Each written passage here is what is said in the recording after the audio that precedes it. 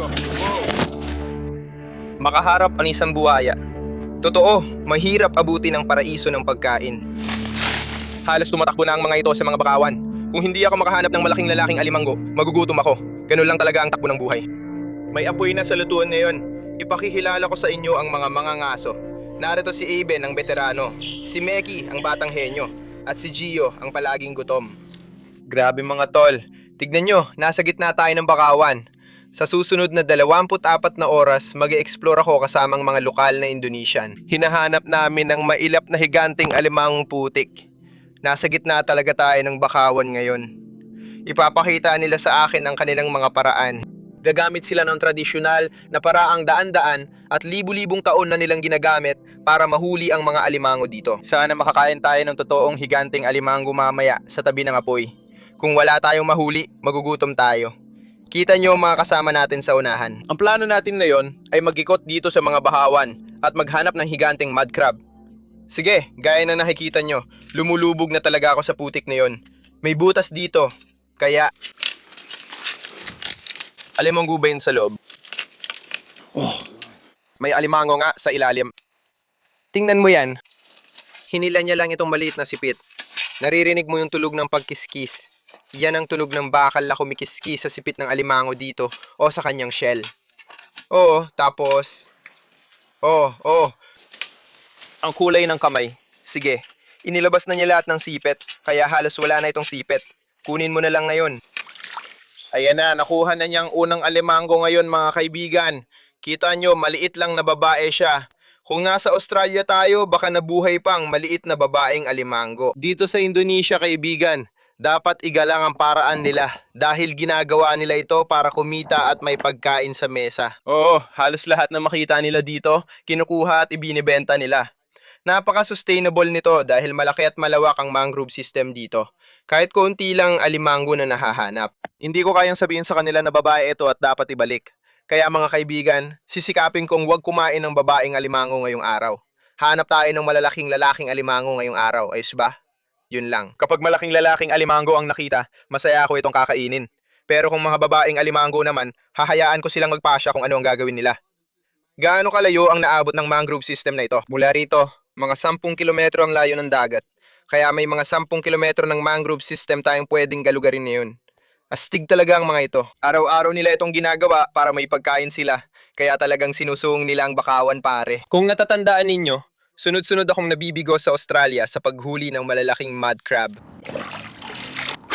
Siguro ito na ang pagkakataon ko mga tol na makahanap ng alimango.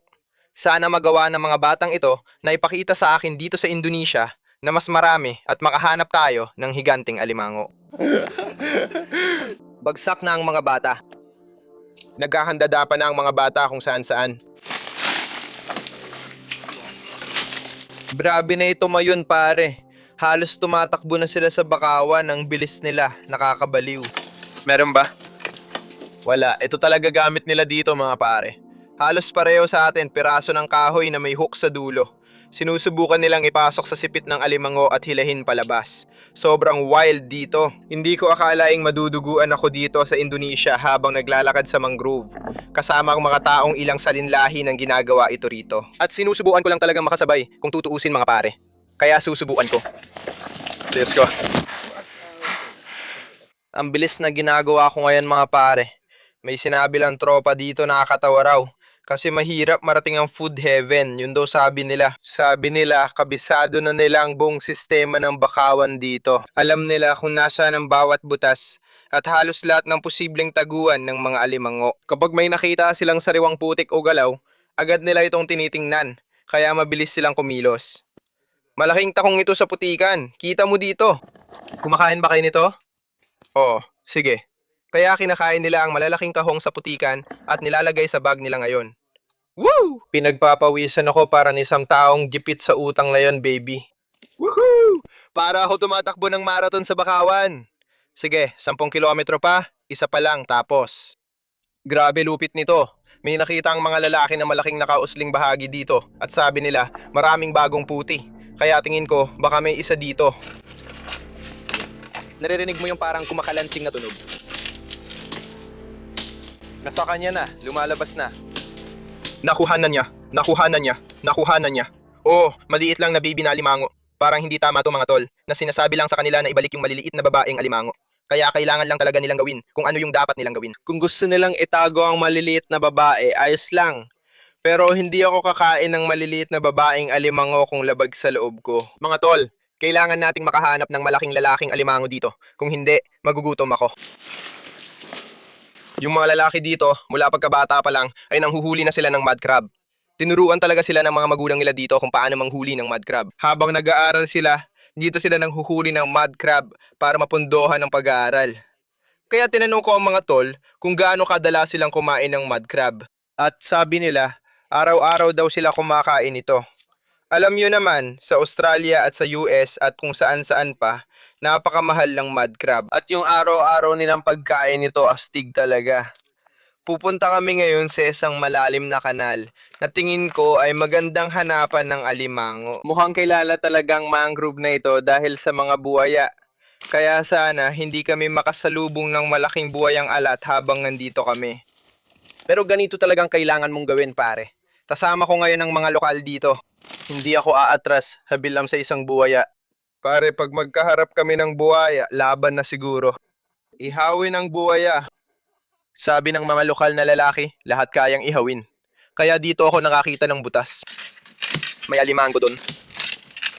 Sige, nakuha na niya dito. Nakuha na niya dito. Ayun siya, nandyan mismo. Maliit na lalaking alimango dyan. Ayos, grabe. Hindi pa rin ito ang tamang laki na hinahanap natin dito ngayon. Pero gusto talaga nating makahanap ng malaki. Hahanapin natin ang dambuhalang alimango pare. Walang paraan. Kung hindi tayo makahanap ng malaking lalaking alimango, magugutom ako. Ganun lang talaga. Hindi ako lalabas sa napakaliblib na mangrove ng Indonesia nang di nakakahanap ng dambuhalang lalaking alimango. Para may Google Maps sa utak nila, alam agad saan pupunta. Mga 4 na kilometro na siguro ang lalim namin sa mangrove system na to ngayon. Lahat ng bagay ay nagsisimula ng magmukhang pare-pareho para sa amin. Pero itong mga kasama natin, kabisado nila bawat hakbang. Alam nila bawat butas. Sige, tinatanong ko lang ang mga kasama kung may mga buwaya ba dito sa paligid at sa lahat ng parte. At sabi nila, habang papalapit kami sa bunganga ng ilog, mas malaki ang tsansa na makasalubong kami ng buwaya. Oo, medyo nakakatakot talaga. Hindi ko itatanggi. Anong ginagawa nila kapag nakaharap sila ng buwaya? Pwede mo ba silang tanungin? Siguro tatakbo kami. Hindi, tatakbo kami. Naghahanap kami ng pagkain at naghahanap din sila ng pagkain. Kaya tatakbo rin kami. Kinokolekta nila itong malalaking mud mussels. Ibinibenta ba nila ito? Sa kanila lang ba ito? Sa tingin ko, para ito sa pagkain. Para ito sa pagkain. Karamihan ng tao ay alam ito. Kaya walang bumibili nito. Kinakain lang nila. Subukan mo rin ng ilan mamaya. Pero kung hindi tayo makahanap ng malaking lalaking mud crab, mabibwisit ako. Malaking lalaking alimango talaga ang kailangan natin mga tol. Tara na. Karaniwan, nasa ilalim ng tubig ang mga ito. Pero ngayon low tide at lumabas na ang tubig. Kaya natin nalalakad itong mangrove system. Ang tanging paraan para pabagalin sila ay bigyan sila ng sigarilyo. Kaya patuloy mo lang silang tinatawag pabalik. Mga tol, may sigarilyo tayo. Balik kayo, balik kayo. Yun na ang paraan para bumalik sila. Kung hindi, iiwan lang nila tayo. Hindi kayo maniniwala mga tol. Sobrang uhaw ko na ngayon. Tingnan niyo ito. May nakuha tayong niyog. Wala namang laman sa loob. Akala pa naman natin may makukuha tayong inumin pero wala palang laman ito. Nakakainis. Sige, parang nasa dulo na tayo ng mangrove system. Tignan mo, may lunti ang lawa dito. Sa tingin ko, may kaunti pa tayong lalaka rin. Dito banda yung malalaking butas. Oo. Dito raw nakakita ng ilang buwaya ang mga kasama. Kaya kapag gutom sila, pumapasok sila hanggang kaloob-looban ng mga mangrove na to. Kaya iiwas ako sa gilid ng tubig dahil ayokong lapain ng saltwater crocodile. Huwag mo silang tratuhin na parang mga kabayo na lumalapit para sa tubig. Pagkatapos, dumarating lang ang buwaya para kumain. Kaya madalas nag-aabang ang mga buwaya dito sa Pampang. Lumayo tayo sa tubig. Ayaw kong maging susunod na pagkain. Hindi mangyari yon. Tama yan, makasalubong natin siya. Tatakbo tayo. Makasalubong natin siya, tatakbo tayo. Yan ang plano. Sa tingin ko, may nakita na yatang malaking alimango rito ang mga kasama natin.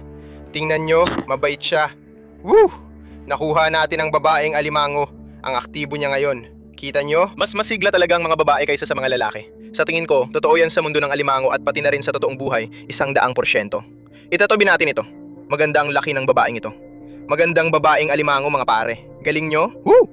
Mas malaki tong alimango para sa araw na to. Hindi pa rin ito ang dambuhalang lalaking hinahanap natin. Kailangan nating makahanap ng isang malaking dambuhalang lalaking alimango. At sana, kapag nakahanap tayo ng isa sa mga yon, pwede natin yung lutuin mamaya. Sabi ng mga kasama ko, ang malaking babaeng ito ay senyales na may malaking lalaking alimango rin dito. Akala nila may malaki ring lalaking dumadayo at nagpaparami kasama siya. Tingnan mo, may nakita silang malaking alimango. Tingnan nyo to malimago mga pare. Nagbibiro ka ba? Tingnan mo to. Malaki itong lalaki. Malaki itong lalaki. Malaki ang bibig. Malaki itong lalaki. Bibig. O, panurin nyo to mga pare. Iyan ang pinunta natin dito. Tingnan nyo mga tol. Yan ang gusto natin. Tingnan nyo ang alimango. Nakuha na natin pare. Tingnan nyo itong dambuhalang lalaking alimango. Yeehaw! Nagawa na natin mga tol. Woo! Tingnan mo tong mga sipit pare. Parang kalawang. Dark orange ang kulay. Sa Australia, kapag madilim na orange ang kulay, ibig sabihin malapit na silang magpalit ng shell. Sabi ko sa mga tol, hanap tayo ng pwesto at mag-barbecue. Magluto tayo. Kainin natin yan sa tanghalian. Anong tingin mo, Gio? Oo. Umalis na tayo dito. Nagawa na natin, baby. Sige. Tingnan mo yung mas malaki. Gutom mo. Oo, nagugutom din ako. Naglalakad kami ngayon at namumulot ng panggatong mula sa mga punong nasa likod ko. Dito mismo sa tabi ng lawa na ito, kami magpapasindi ng apoy. Magluluto kami at diretsyo naming kakainin ang mga mud crab. Pinawisan na kami dito sa labas. At ewan ko sa inyo mga tol, pero gutom na talaga ako.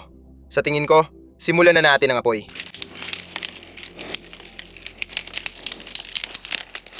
Sige, medyo may traffic. Patay na lahat ito.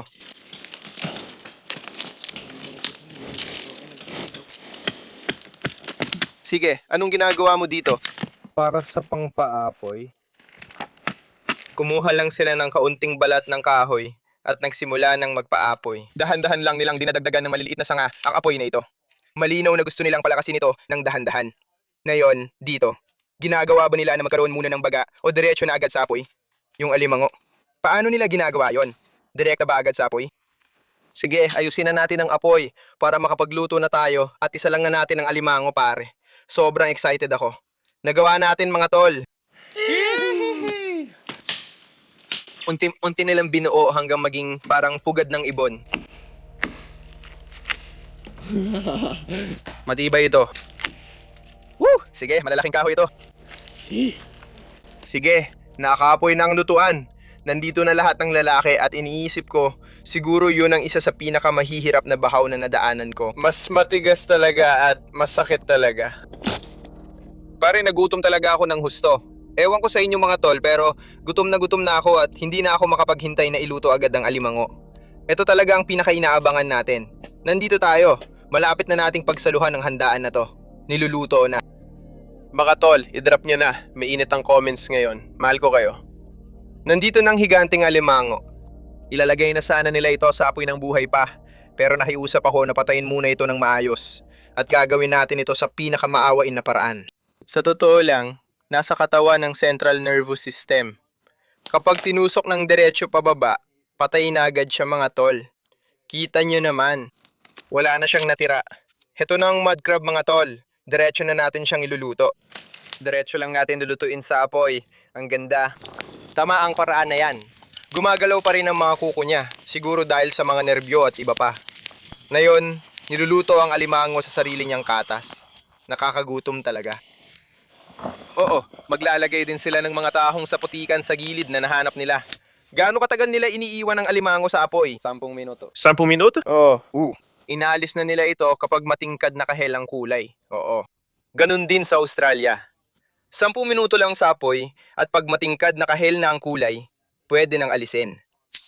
Gusto ko talagang malaman kung kakaiba ang lasa nito kaysa sa mga nakuha namin sa Australia. Kaya natuwa ako. Whew! Ang mga tahong, kapag bumukas na sila, pwede na silang kainin. Ganun ba yon?